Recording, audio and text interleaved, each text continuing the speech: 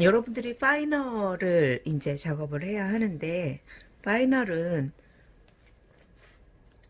컬렉션에 나오는 디자인을 여러분들이 도식화와 착장화를 작업을 해보는 겁니다. 디자이너 2명을 선정을 하세요. 디자이너를 2명을 선정을 하시고, 디자이너 둘의 각각의 디자이너에서 3착장씩, 디자이너 A와 B 둘을 결정을 하시고, 그 디자이너에게서 사진 3개씩, 그러면 총 6착장이 되겠죠. 이 6착장을 통해서 여러분들이 도식화와 착장화를 그리게 됩니다. 그럼 착장화는 입혀 있는 그대로 그릴 거니까 착장화는 총 6개를 작업하게 되는 거고, 도식화는 이 안에 입고 있는 옷이, 어떤 옷은 재킷에 셔츠에 팬츠를 입고 있을 수도 있고, 어떤 거는 원피스도 입고 있을 수 있잖아요. 그러면은 그 종류는 최대한 다양하게, 도식화의 종류는 최대한 다양하게, 스커트도 있고 팬츠도 있고 원피스도 있고 다양하게, 그리고 뭐 코트도 있고 재킷도 있고 티도 있고 셔츠도 있고, 그 모든 요소들은 다 들어가게 하면서도 총 15개의 도식화를 작업을 하시면 됩니다. 그러니까 6개의 디자인을 고를 때 도식화가 총 15개가 나올 수 있는지 아이템에 대한 개수를 먼저 확인을 해 주셔야 돼요. 그러면은 디자이너 둘을 고르고 도식화를 총 15개를 한다 하면, 컬렉션에 나와 있는 이 수많은 옷들 중에서 여러분들이 나는 이 디자이너의 옷은 참 마음에 들어, 이 디자이너 옷을 그려야 되겠어 라고 결정을 하는 순간에 그 디자이너들의 옷들 중에서 마음에 드는 거 3개, 또 뭐 이 디자이너가 마음에 들어 그럼 이 디자이너에서 3개, 이렇게 해서 총 6개를 골라서 그 6개의 사진에 있는 옷들을 드로잉을 하시면 되는 거예요. 아이템은 다양하게 여러분들이 표현을 해 주셨으면 좋겠고, 니트 제품을 가능하면 배제를 하시고, 왜냐면 니트 도식화는 전혀 다른 류의 도식화 형태로 나아가기 때문에 우리가 재단과 봉제에 관한 설명서를 도식화라고 이야기를 했을 때, 재단하고 봉제의 과정을 거치지 않는 패션 제품이 니트 제품이란 말이에요. 물론 니트 제품도 재단하고 봉제하는 니트 제품은 도식화를 그릴 수 있지만, 보통 니트 제품은 짜여서 나오는 편성의 과정을 거치기 때문에 봉제에 대한 표현이라든가 그 형태를 만들어내는 과정이 조금 달라서 니트는 제외를 웬만하면 하시고, 우분으로 되어 있는 재단 가능하고 봉제 가능한 제품들을 중심으로 아이템 개수를 세웠을 때 총 15개가 있으면 됩니다. 그럼 우리 6개의 착장과 15개의 도식화를 핸드 드로잉으로 작업한 이후에 포토샵으로 착장화는 완성을 할 것이고, 도식화는 핸드 드로잉으로 작업한 이후에 일러스트레이터로 최종적으로 작업을 하게 될 거예요. 앞판만 연필로 완성을 하셔서 15개를 가지고 있으면 그것을 컴퓨터로 작업을 해서 최종적으로 컴퓨터로 된 파일을 제출하게끔 되어 있어요. 그렇기 때문에 연필로 앞판만 15개를 그린다라는 내용이고요. 컬렉션 도식화를 선정을 할 때에 아이템을 골고루, 디자인은 여러분들이 소화 가능한 것으로 골라줬으면 좋겠어요. 간혹 가다가 본인이 어떻게 생긴지도 모르는 옷들을 고르는 경우들이 있는데, 제발 컬렉션북 보다 보면 되게 좋은 디자인들 많죠. 멋있는 디자인들 많아요. 그러나 여러분들 지금 초보잖아요. 초보면 초보답게 본인들이 보고 따라 그릴 수 있는, 저 모양 정도는 내가 그려볼 수 있겠다 하는 옷들을 선택을 하셔서 좀 노멀한 디자인들을 선택을 하셔서 드로잉을 해보시기 바랍니다. 물론 이 디자이너는 내가 너무 좋아하는 디자이너여서 내가 그 디자이너의 옷을 지금 꼭 그려보고 싶어 하면 말리지 않아요. 말리지 않습니다. 어, 뭐 그것도 나름 배워가는 순간이니까 말리지 않아요. 그런데 너무 어려운 거를 작업하다 보면 과제하다가 지쳐버리면 흥미를 잃어버릴 수도 있기 때문에 가능하면 여러분들이 눈으로 보고 그 형태를 파악할 수 있는 디자인의 수준으로, 그러니까 조금 너무 실험적이지 않은 디자인을 골라서 드로잉을 했으면 좋겠다라는 생각이고요. 항상 여러분들이 드로잉을 하시고 나신 다음에 체크를 해야 되는 건 뭐냐면 전체적인 밸런스예요. 특히나 코트 재킷 같은 경우에는 단추를 중심으로 전체에 대한 비율들, 그래서 3등분보다 밑에 길이가 어느 정도 남아있는지, 전체의 위치에서 단추의 위치, 단추의 위치와 주머니의 위치에 대한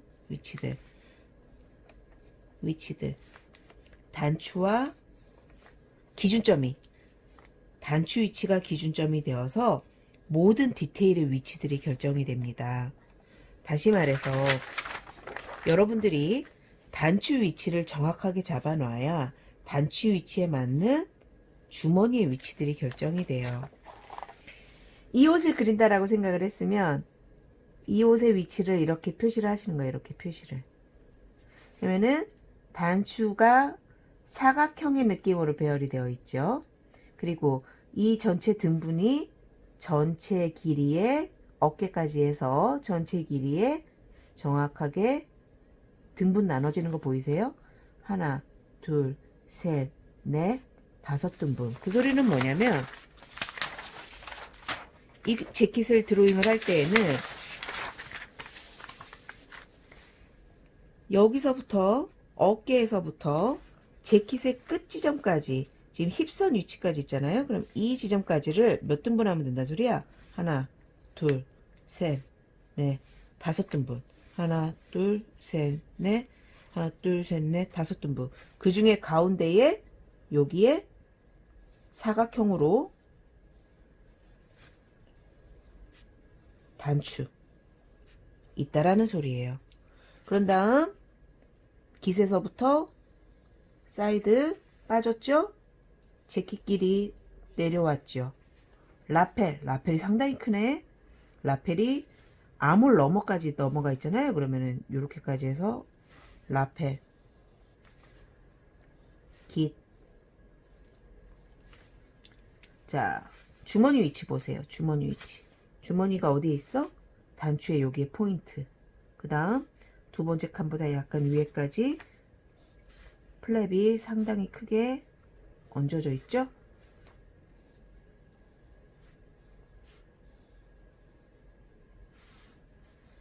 여기에 또 여기에 맞는 주머니, 여기 또 하나 있네.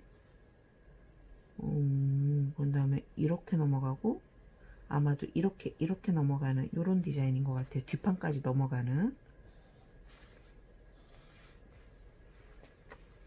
다 그렸지 아빠. 그 다음 퍼프 소매되어 있고, 소매의 길이가 재킷 길이만큼 내려와 있네요.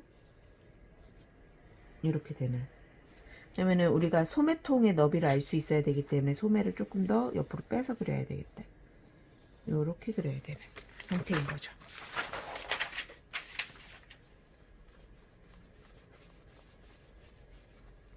요렇게 생긴. 그러면 지금 보면 단추의 위치가 전체 길이에서 몇 등분의 위치에 어떠한 형태로 박혀 있는지를 가이드를 잡으면, 여러분들 재킷 코트 그릴 때 1번 단추 위치, 2번 여밈선, 3번 라펠 쭉쭉쭉쭉 기억하시죠?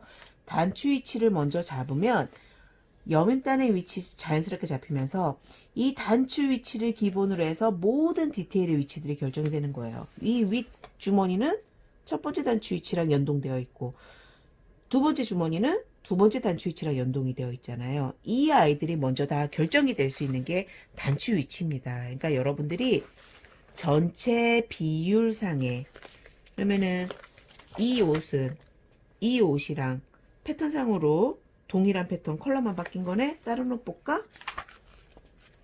이런 거 보면 여기서부터 여기까지 정확하게 2등분의 위치에, 그죠? 여기서부터 여기까지 2등분의 위치에 단추가 있고 여밈단에 단추가 있고, 거기에서 잘리는 거 한번 보세요. 위치들이 어떻게 되는가. 생각보다 많은 옷들이 비례를 굉장히 중요시하게 여겨요.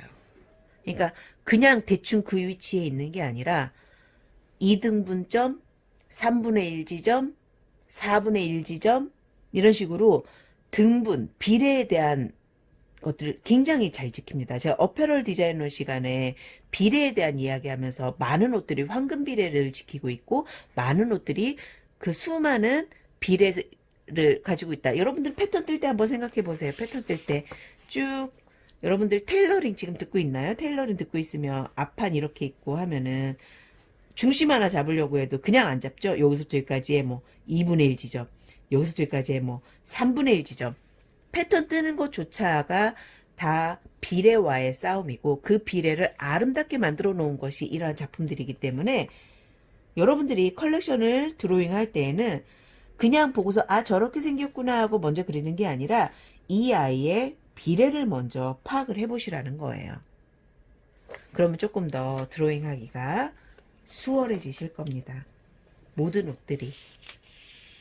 비례를 잘 보는 친구들이 나중에 도식화를 잘 그려요. 그러니까 전체적인 밸런스를 잘 잡을 수 있기 때문에 비례를 맞추어서 그렸으면 좋겠다라는 거고요. 착장을 했기 때문에 여기 보면 겨드랑이 안 보이죠 지금. 여기 입었기 때문에. 왜? 우리가 이것도 사람이 입으면 요 안에 가슴 너비 요만큼만 보이고 요만큼은 겨드랑이라서 넘어가서 안 보일 거란 말이에요.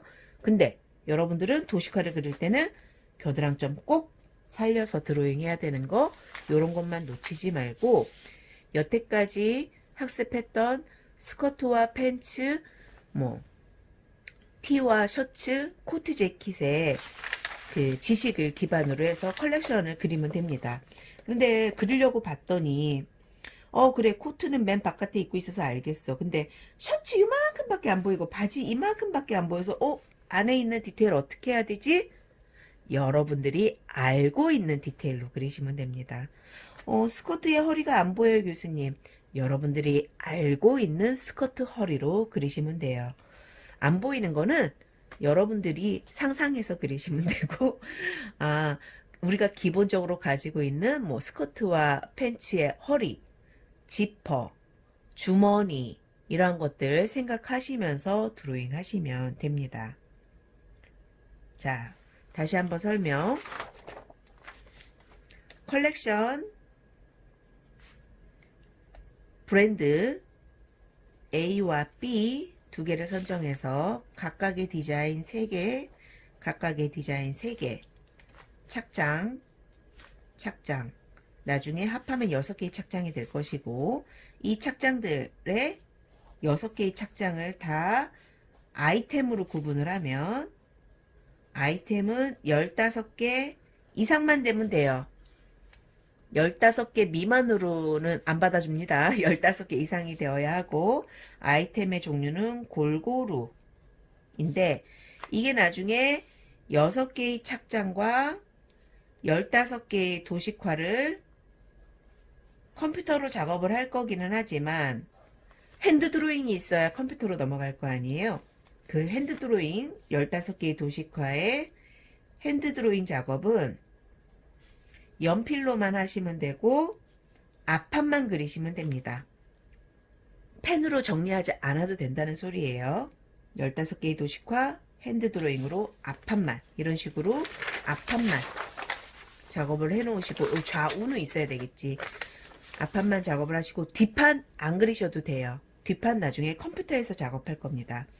보이는 것들을 보시면서 그리되 우리가 도식화에서 기본적으로 가지고 있어야 되는 항목들은 다 표시를 하셔야 되시고, 안 보이는 부분은 그 부분이 보통의 아이템에서는 이렇게 생겼다라는 가이드라인을 가지고 여러분들이 작업을 하시면 됩니다. 이해되셨죠?